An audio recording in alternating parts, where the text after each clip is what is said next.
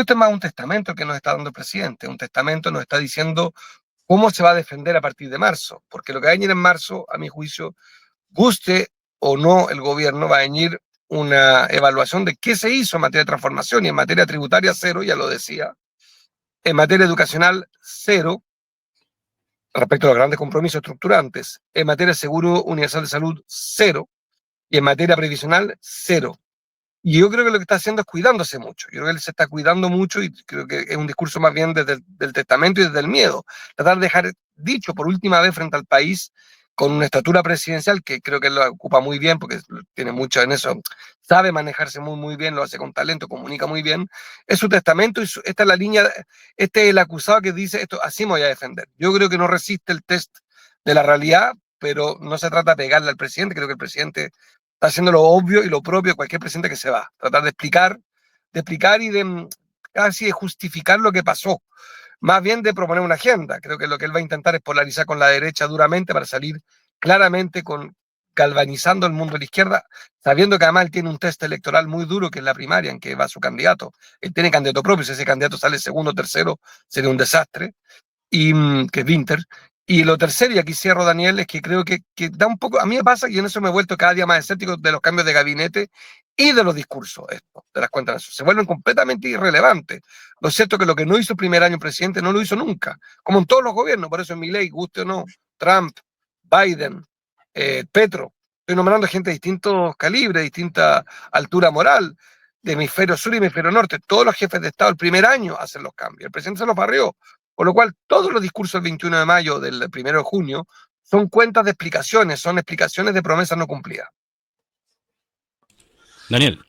Sí, mira, yo tengo un problema serio, tengo muy buena memoria. Entonces, eso a veces se transforma en un problema.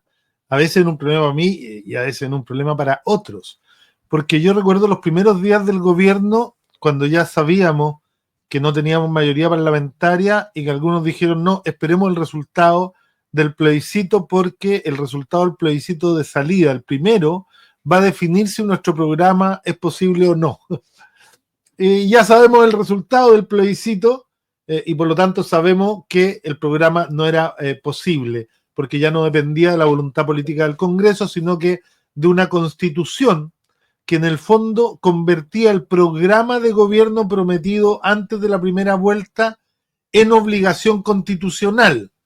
Yo quiero recordar que esto era bien notable, porque, por ejemplo, el derecho a la vivienda, que hoy día es una crisis fundamental para la mayoría de los países de Chile, se transformaba en una obligación constitucional del gobierno, el derecho a la vivienda.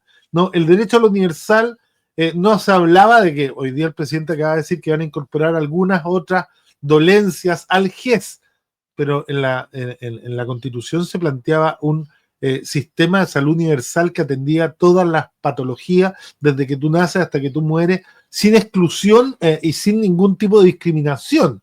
Entonces yo quiero contar aquí que lo que yo percibo es que esta autodefensa del presidente, que yo creo que no está dando una cuenta, sino que está preparando el futuro, no está haciendo una cuenta de todo su gobierno, no del año pasado, es un abuso de lo que en la política de izquierda, en las políticas comunistas, se asume como el ajuste de la táctica, ¿no? Cuando no se dan las condiciones, uno va ajustando la táctica sin perder el rumbo. Entonces, yo dejo a la conclusión que saque la gente, el pueblo, los pueblos de Chile, si pasar de ser contrario a la militarización de la Araucanía a ser partidario de la militarización de la Araucanía es un ajuste o una renuncia.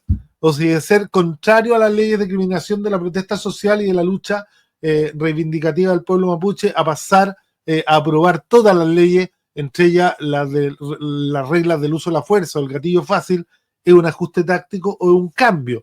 Si pasar de ser partidario de no al TPP-11, que es este tratado transpacífico, a mentirle a todo Chile y decirle que ahora es bueno porque cambió, cuando no ha cambiado, a prometer las side letters, ¿no?, que iban a llegar y que nunca llegaron, si eso es un ajuste táctico, es un cambio, bueno, yo creo que en los tres ejemplos a lo menos que planteé, tienen más que ver con un cambio completo de dirección, y además hay que ver cuándo se incorpora este cambio.